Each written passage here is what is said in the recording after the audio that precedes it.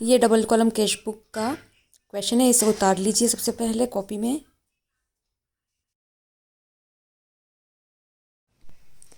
चलिए क्वेश्चन करते हैं। आपको फिर से इन द बुक्स ऑफ जो भी नाम है वो लिखना है, बट हमारे क्वेश्चन में भी नाम नहीं दिया गया है, बट आप ऐसे हेडिंग डाल सकते हैं। इसके बाद डबल कॉलम कैश बुक लिखना है आपको, और आप देखेंगे तो कैश और बैंक का ही कॉलम, कैश और बैंक वाले कॉलम की ही हम अभी सब्सिडरी बुक्स कर रहे हैं। अब मैंने ये सेकंड जो एंट्री अभी मैं आपको बताने जा रही हूँ, ये वाला हम क्वेश्चन इसलिए कर रहे हैं क्योंकि इसमें है कॉन्ट्रा एंट्रीज। कॉन्ट्रा एंट्रीज क्या होती है वो अभी मैं आपको बताऊंगी प्रैक्टिकल के साथ साथ। तो क्वेश्चन शुरू करते हैं। 2017 हमको दे रखा है ईयर, तो हम यहाँ 2017 लिख देंगे दोनों तरफ। ठीक है, इसके बाद आपका दे रखा है जून 1 जो है आपको कैश रिसीव्ड हुआ है from the sale of goods. आपने गुड्स सोल्ड करे हैं, उससे आपको क्या मिला है, कैश मिला है। तो आप यहाँ देखेंगे तो कैश रिसीव हुआ है, तो हम क्या जनरल एंट्री करते हैं, cash account debit to sales account. Simple सी बात है, कैश मिला इसलिए कैश आया तो कैश डेबिट, गुड्स का इसलिए सेल क्रेडिट। तो कैश क्या हो रहा है, डेबिट हो रहा है, तो हम कैश कॉलम को भी क्या करेंगे, डेबिट करेंगे, मतलब इसकी डेबिट साइड में एंट्री करेंगे और यहाँ लिख देंगे टू सेल्स, क्योंकि ये जो कैश आ रहा है ये किससे आ रहा है, सेल से आ रहा है। 1 जून की एंट्री है इसलिए हम यहाँ डेट लिख देंगे, और कैश आया है इसलिए कैश के कॉलम में इसमें एंट्री होगी। ठीक है, कितना आया है, 12,000। नेक्स्ट एंट्री 2 जून, डिपॉजिटेड इनटू बैंक।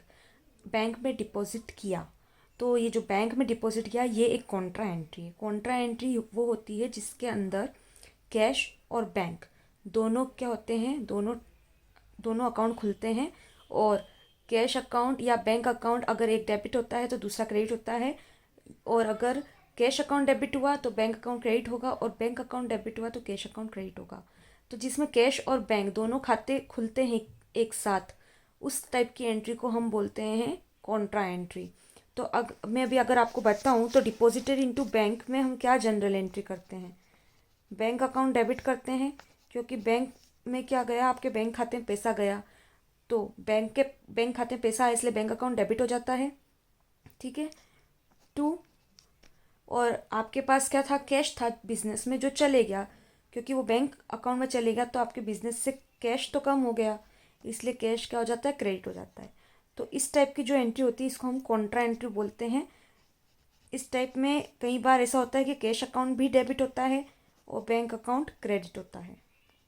तो जहाँ भी कैश और बैंक दोनों एक साथ आएंगे वो आपकी कॉन्ट्रा एंट्री होगी, और जब भी आप कॉन्ट्रा एंट्री करेंगे तो आपको एंट्री के सामने सी लिखना होगा। सी जो है वो कॉन्ट्रा एंट्री को डिनोट करता है।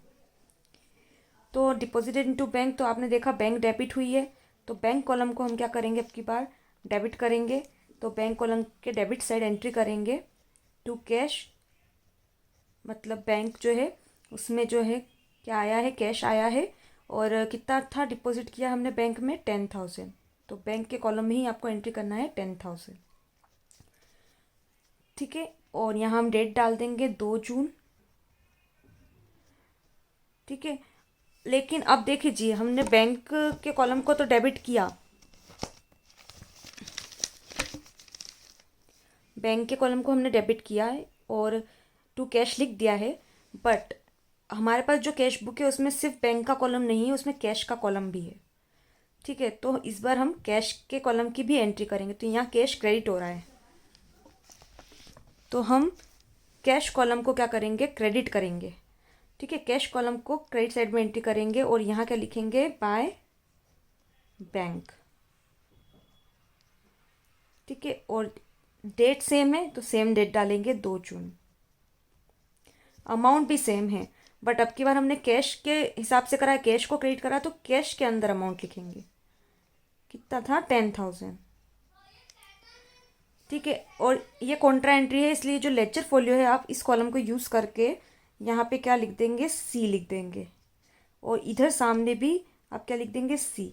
इससे आपको पता पड़ेगा कि ये एक एंट्री दोनों जगह हुई है, मतलब हमने एक एंट्री को 2 बार करा है, बट एक बैंक के लिए करा है और एक कैश के लिए करा है।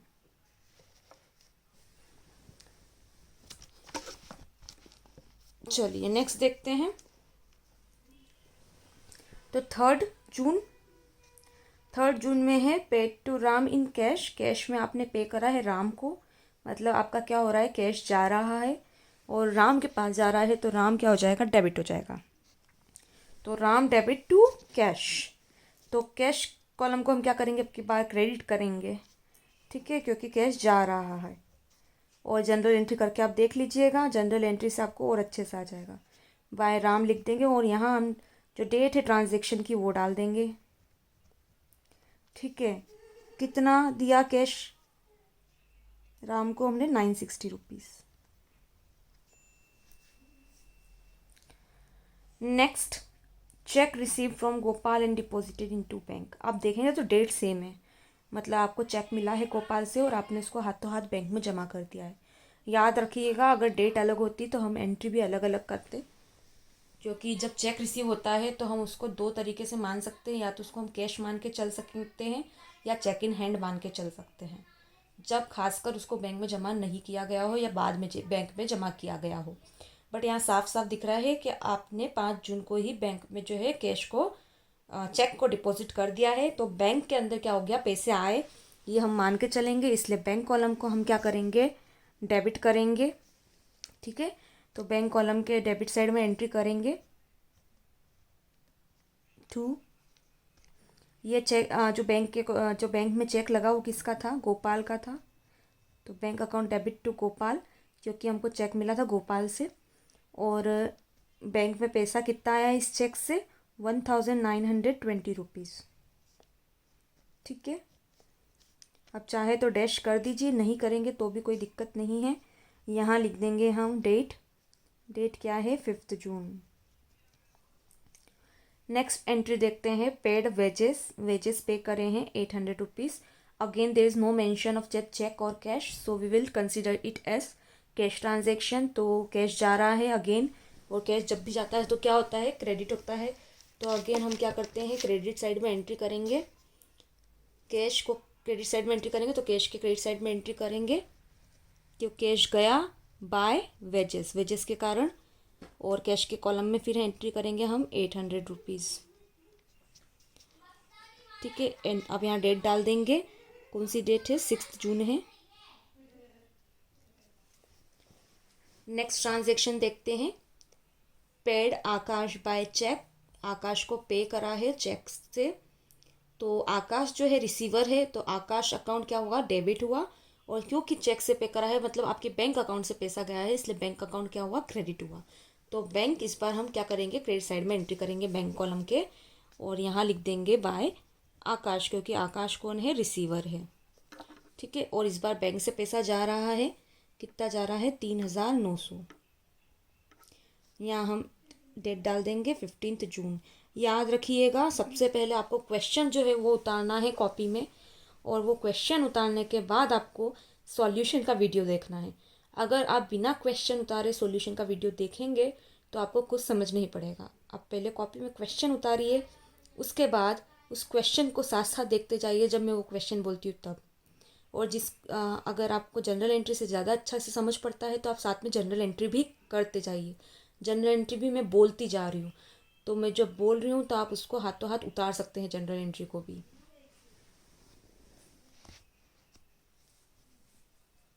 नेक्स्ट देखते हैं 20 जून, विड्यू फ्रॉम बैंक से निकाले।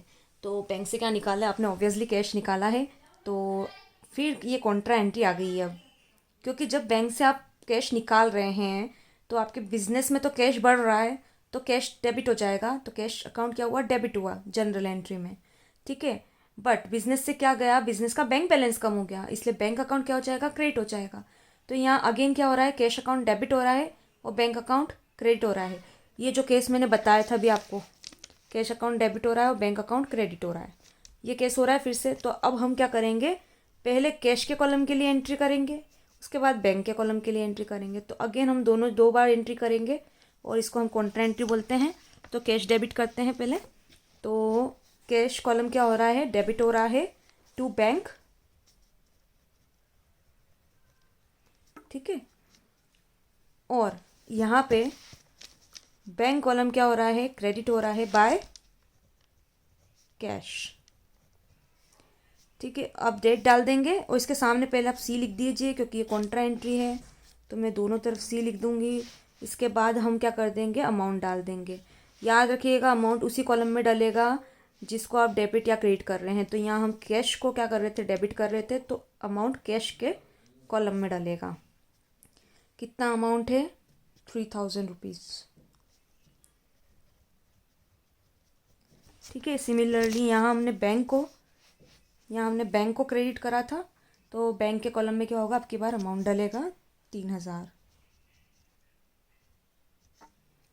और डेट डाल देंगे हम, डेट है आपकी 20 जून।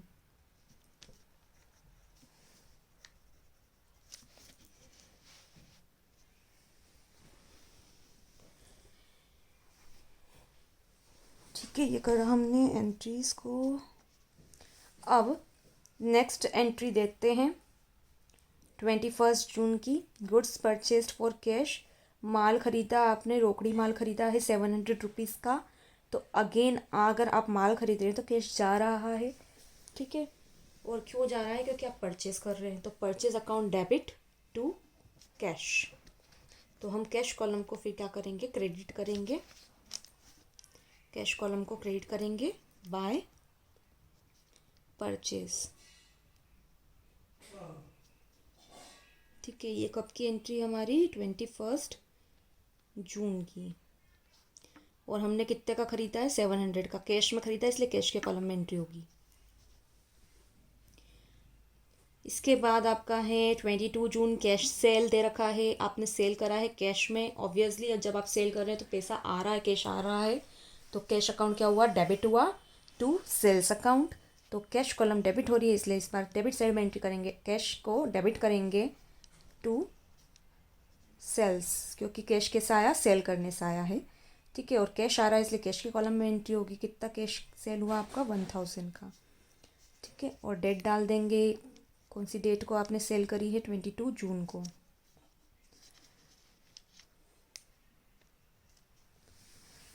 Next 25 June, cash received from Ramesh. Ramesh से क्या मिला, कैश मिला आपको। तो अगेन कैश आया है बिजनेस में, इसलिए कैश क्या हो जाएगा, डेबिट हो जाएगा, because debit what comes in real account का रूल। तो कैश अकाउंट डेबिट। ठीक है, कैश आया इसलिए डेबिट, और बिजनेस के पास से कुछ नहीं गया, बट यहाँ गिवर कौन है, रमेश है, इसलिए रमेश क्रेडिट हो जाएगा। तो cash account debit to Ramesh, ये जनरल एंट्री होगी। तो कैश कॉलम को हम अब की बार फिर से डेबिट करेंगे टू रमेश। ठीक है, कितना है, कितना मिला, 3600। ठीक है, 25 जून।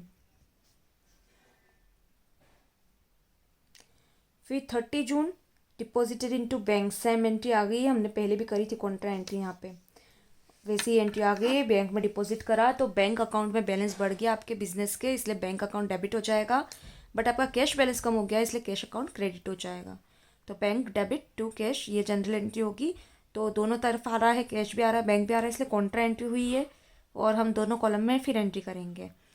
तो आप बैंक में डिपॉजिट करें तो बैंक डेबिट हो रहा है, तो बैंक के कॉलम को हम पहले डेबिट कर देते हैं। तो बैंक डेबिट टू कैश, और ये कॉन्ट्रा एंट्री इसलिए मैं सी लिख दूंगी। और डेट लिख देंगे हम, डेट कौन सी है, 30 जून। और अमाउंट है आपका 5000। याद रखिए बैंक का कॉलम डेबिट कर रहे हैं तो अमाउंट बैंक के कॉलम में ही आएगा।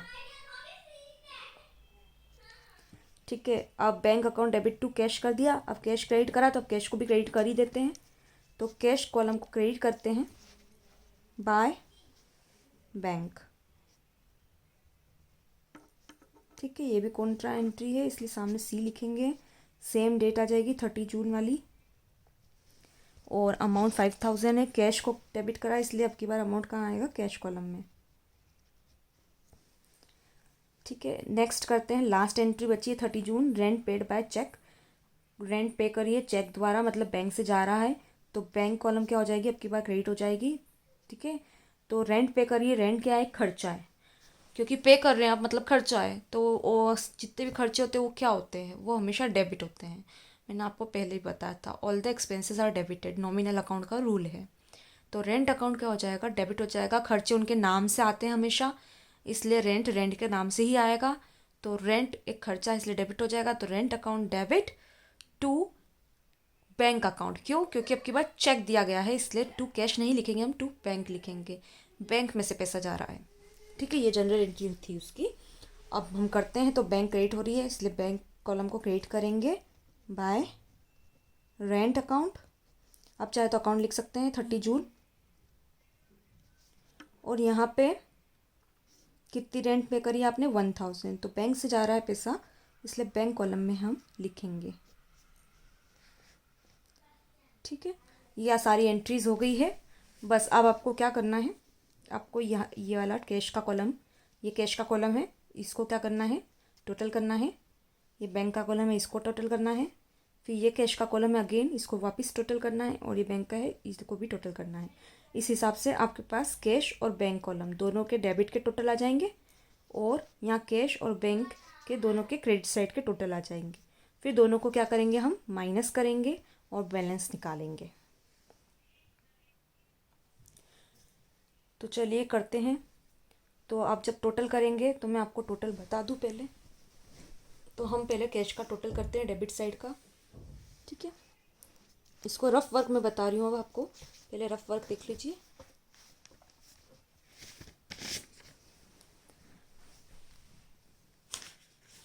तो डेबिट साइड का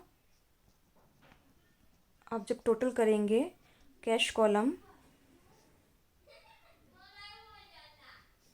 ठीक है, तो डेबिट साइड का आपका टोटल आता है 19,600। ठीक है, करके देख लीजिए। और जब आप क्रेडिट साइड का कैश कॉलम का टोटल करेंगे तो आपका आएगा 17,460। आप चाहे तो हाथों हाथ साथ में करके देख लीजिए। ठीक है, तो आप इनको माइनस करेंगे तो आपका बैलेंस कितना आ रहा है, 2,140 रुपीज़। ठीक है, आप देखेंगे तो डेबिट साइड ज़्यादा है, क्रेडिट साइड कम है। तो जहाँ कम है उस साइड लिखेंगे, मतलब हम इस साइड लिखेंगे, एंट्री किस साइड करेंगे, क्रेडिट साइड में। बट इस बैलेंस को हम क्या बोलेंगे, इस बैलेंस को हम बोलेंगे डेबिट बैलेंस। जहाँ ज़्यादा होता है बैलेंस उधर का कहलाता है, बट एंट्री अपोजिट साइड में होती है, जहाँ कमी होती है। तो कमी क्रेडिट साइड में है, इसलिए एंट्री क्रेडिट साइड में करेंगे। सिमिलरली बैंक का देखते हैं।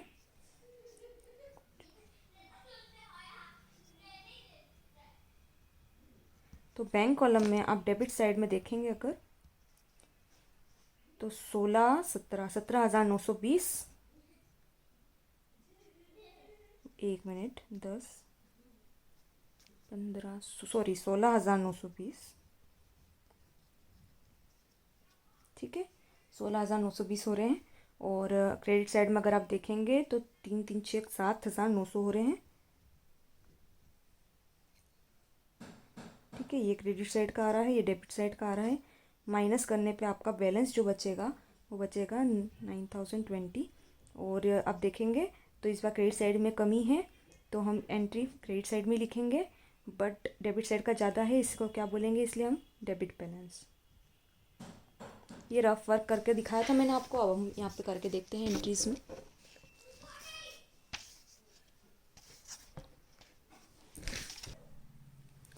तो हम यहाँ पे अब क्या करते हैं, लिखते हैं बैलेंस। हमने देखा हमको क्रेडिट साइड बैलेंस लिखना है, क्योंकि डिफिशिएंसी कहाँ है, क्रेडिट साइड में है। तो बाय बैलेंस CD, क्योंकि हम इसको ले जाएंगे नेक्स्ट महीने, और यहाँ लिख देंगे महीने की लास्ट डेट 30 जून। ठीक है, तो कैश में हमारा कितना बैलेंस आया था, कैश में आपका आया था 2,140। ठीक है, और कैश में डेबिट साइड ज़्यादा था, इसलिए डिफिशिएंसी क्रेडिट साइड में थी। सिमिलरली जो है बैंक में भी डिफिशिएंसी क्रेडिट साइड में ही थी, इसलिए आपको बाय बैलेंस CD वापस से लिखने की ज़रूरत नहीं है, इसी के सामने आप यहाँ लिख सकते हैं। तो हमारा बैंक का कितना बैलेंस आया था, 9,020।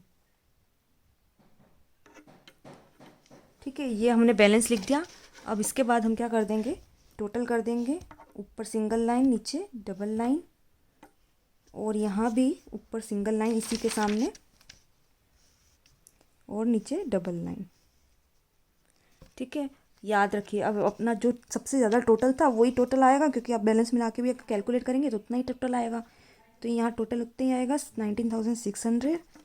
ठीक है, इधर भी हो जाएगा 19,600। सिमिलरली बैंक के अंदर 16,200,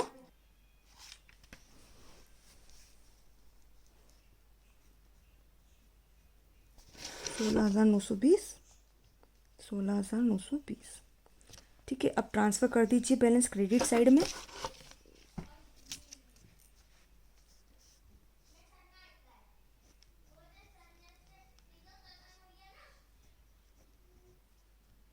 ठीक है, और डेट जो आएगी नेक्स्ट महीने की आ जाएगी, नेक्स्ट महीने की फर्स्ट डेट। जून के बाद क्या आता है, जुलाई। जुलाई आ जाएगी, और यहाँ आप हमारा क्या करेंगे, बैलेंस ट्रांसफ़र कर देंगे अपोजिट साइड में। ठीक है, ये क्वेश्चन हो गया, इसको आप एक बार अच्छे से देख लीजिए।